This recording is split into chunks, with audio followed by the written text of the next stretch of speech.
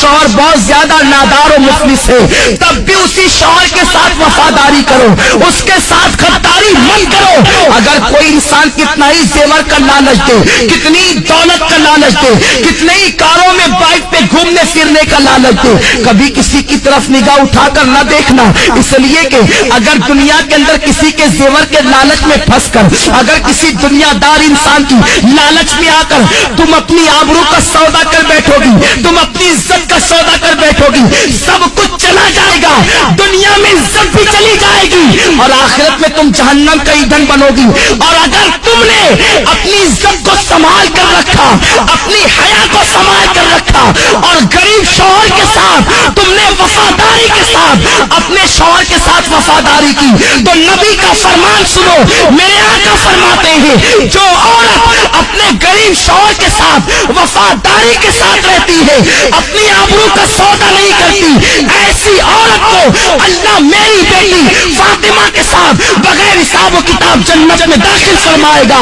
اب اگر تم بغیر حساب و کتاب جنت میں داخل ہونا چاہتی ہو سیدہ فاطمہ کے ساتھ، تو اپنی آبرو کا سودا نہ کرنا، کسی کے لالچ دینے میں نہ آنا۔ یہ زیور کیا حیثیت رکھتے ہیں، زیوروں کی کیا حیثیت ہے، سونے چاندی کی کیا حیثیت ہے، اچھے لباس کی کیا حیثیت ہے، کاروں کی کیا حیثیت ہے، دنیاوی سواریوں کی کیا حیثیت ہے۔ جب تمہاری موت آئے گی تو سن لو، بڑھاپے میں مرنا ضروری نہیں ہے، جوانی میں بھی تمہیں موت آ سکتی ہے۔ اللہ اکبر، جب تمہیں موت آئے گی، اگر تم نے اپنی حیا کو بیچ کر زیورات حاصل کیے ہوں گے، یہی زیورات تمہارے بدن سے نکال لیے جائیں گے۔ اچھے اچھے لباس تم نے جو جمع کیے ہوں گے، وہ لباس بھی تم سے چھین لیا جائے گا اور تمہیں کیا پہنایا جائے گا، سادہ سا سمپل سا 2 گز سفید کپڑا جسے دنیا کفن کہتی ہے، وہ کفن تمہارے بدن سے لپیٹا جائے گا، کافور کی وہ غمگین خوشبو تمہارے بدن سے لگائی جائے گی۔ تمہاری سہیلیاں آج جو تم سے کہتی ہے چل اس غربت میں کیا رکھا ہے، اس غربت میں کیا رکھا ہے، چل چل کر عیش کی زندگی گزار، یاد رکھنا ان ظالموں کی بات کبھی مت سننا۔ اے سیدہ فاطمہ کی کنیزاؤں، نبی نے اپنی بیٹی کا نکاح کسی کروڑ پتی کے ساتھ نہیں کیا تھا، نبی نے اپنی بیٹی کا نکاح ایسے علی کے ساتھ کیا تھا جس کے پاس گھر بھی رہنے کو موجود نہ تھا۔ حضرت علی کے میں سے میرے آقا کہتے ہیں علی میں فاطمہ کے ساتھ تمہارا نکاح کرنا چاہتا ہوں۔ علی ایسے تھے اس وقت ان کے پاس مہر دینے کے لیے پیسے بھی نہ تھے، کپڑے پہنانے کے لیے پیسے بھی نہ تھے۔ عرض کرتے ہیں یا رسول اللہ، نہ مہر دینے کے پاس میرے پاس پیسے ہیں، نہ کپڑا خریدنے کے لیے میرے پاس پیسے ہیں۔ حضور فرماتے ہیں میری زرہ لے کر کے جاؤ، اسے بازار میں بیچ دو اور کپڑے خرید کر کے لاؤ اور فاطمہ کا مہر ادا کرو۔ میں پوچھنا چاہتا ہوں نبی چاہتے تو اپنی بیٹی کا نکاح کسی دولت مند کے ساتھ کر دیتے، بڑے بڑے دولت مند میرے سرکار کی بیٹی کا ہاتھ مانگنے کے لیے آئے تھے، مگر نبی جانتے تھے اگر میں نے اپنی بیٹی کا نکاح کسی دولت مند کے ساتھ کر دیا تو میری امت کی بیٹیوں کا کیا ہوگا، میری امت کی بیٹیاں زندگی کیسے گزارے گی۔ نبی نے اپنی بیٹی کا نکاح ایک غریب علی کے ساتھ کر کے دنیا کو بتا دیا کہ غریب شوہر کے ساتھ ایمانداری اور وفاداری کے ساتھ اپنی زندگی کو گزار دینا یہ نبی کی بیٹی فاطمہ کی سنت ہے، تمام جنتی عورتوں کی سردار کی سنت ہے۔ میرے آقا علیہ الصلوۃ والتسلیم کی کنیزاؤں سیدہ فاطمہ اتنے غریب ہی کے عالم میں اپنی زندگی کو گزارتی تھی کہ اپنے ہاتھوں سے چکی خود پیستی تھی، چکی پیسنے سے ہاتھوں میں چھالے پڑ گئے تھے، مشکیزہ بدن پر رکھ کر کے پیٹھ پر لاد کر مشکیزے سے پانی لاتی، نبی کی شہزادی کے پیٹھ پر اس مشکیزے کے کالے کالے نشان پڑ گئے تھے۔ میری بہنوں تم بھی تو اچھا لباس پہنتی ہو، نبی کی بیٹی تو 72 پیون لگی ہوئی ایک چادر اوڑھتی تھی اور ایک چادر کے علاوہ نبی کی بیٹی کے پاس دوسری کوئی چادر موجود نہ تھی۔ تم تو 3 مرتبہ پیٹ بھر کر کے کھانا کھاتی ہو، نبی کی بیٹی تو 3 دن تک کے فاتح کرتی تھی۔ کیا نبی کی بیٹی کی زندگی تمہارے لیے نمونہ نہیں ہے؟ کیا نبی کی بیٹی کی زندگی تمہارے لیے اسوہ حسنہ نہیں ہے؟ ذرا سوچو تو صحیح،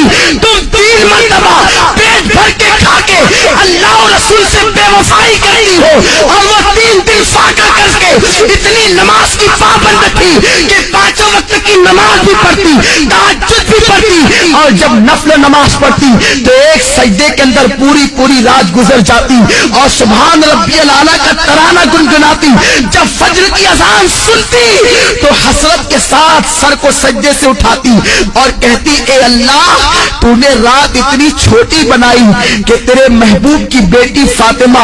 دل کھول کے سجدہ بھی نہ کر سکی۔ اے خاتون جنت کی کنیزاؤ، تم مسلمان ہو، تمہاری تقدیر کا ستارہ بہت عروج پر ہے، اللہ نے تمہیں ایمان کی دولت دی ہے، غیر مسلم عورتوں کو دیکھ کر ان کی طرح بننے کی کوشش نہ کرو، فلموں میں ہیروئن کو دیکھ کر ان کی طرح بننے کی کوشش نہ کرو، ذرا سوچو تو صحیح۔ میرے آقا فرماتے ہیں میں نے عورت کی عزت کو کعبے سے بھی بلند کر دیا ہے، تمہاری عصمت کو نبی نے کعبے سے بلند کیا ہے، تمہیں اپنے آپ کا کوئی خیال نہیں، تم پارکوں میں جا کر اللہ اکبر اللہ کی نافرمانی کر رہی ہو۔ اور سنو، کوئی کہیں بھی جائے سب کی نگاہ سے تو چھپ کر تم گناہ کر سکتے ہو، اللہ کی نگاہ سے تم کبھی نہیں چھپ سکتے۔ قرآن کہتا ہے ان اللہ کان علیکم رقیبا، تم جہاں کہیں ہو اللہ تم پر سخت نگرانی فرما رہا ہے۔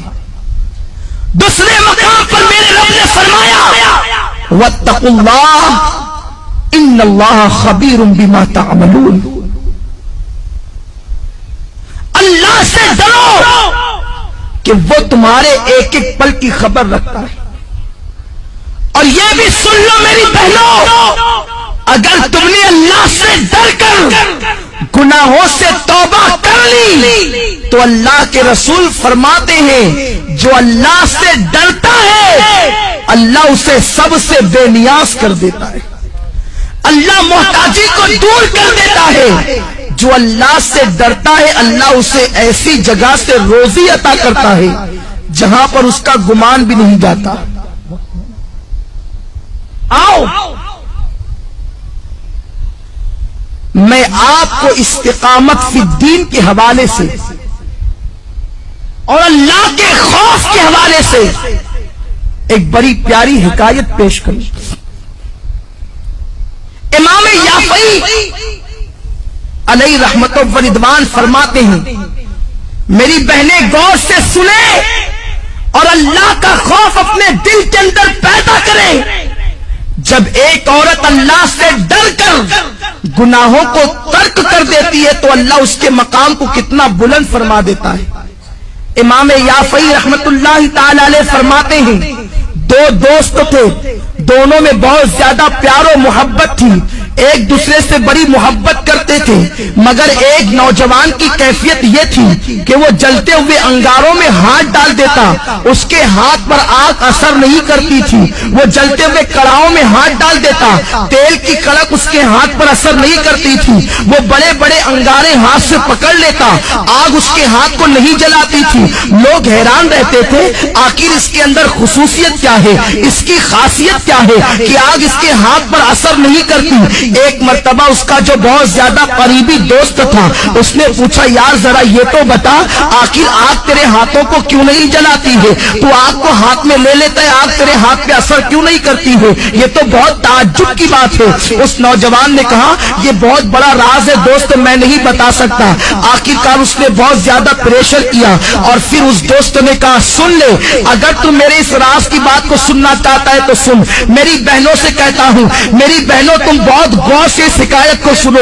شاید یہی حکایت آپ کی زندگی کے اندر انقلاب پیدا کر دے۔ وہ نوجوان کہتا ہے میرے بھائی دراصل معاملہ یہ ہے میں نوجوان تھا، میں نے جوانی کی دہلیز پہ قدم رکھا، میرے پاس حسن بھی تھا، میرے پاس دولت بھی تھی، میرے پاس سب کچھ تھا، میں بڑے مالدار باپ کا بیٹا تھا۔ جب میں نے جوانی کی دہلیز پہ قدم رکھا تو مجھے عیاشیوں کی فکر ہوئی۔ ظاہر سی بات ہے جب انسان کے پاس دولت آتی ہے تو وہ عیاشی کی طرف بڑھتا ہے، وہ کسی نہ کسی کی عصمت کا سودا کرنے کا سوچتا ہے۔ وہ نوجوان کہتا ہے ایک رات میں کھانا کھا کے گرمیوں کے موسم میں میں اپنے گھر کے اوپر کے چھت پر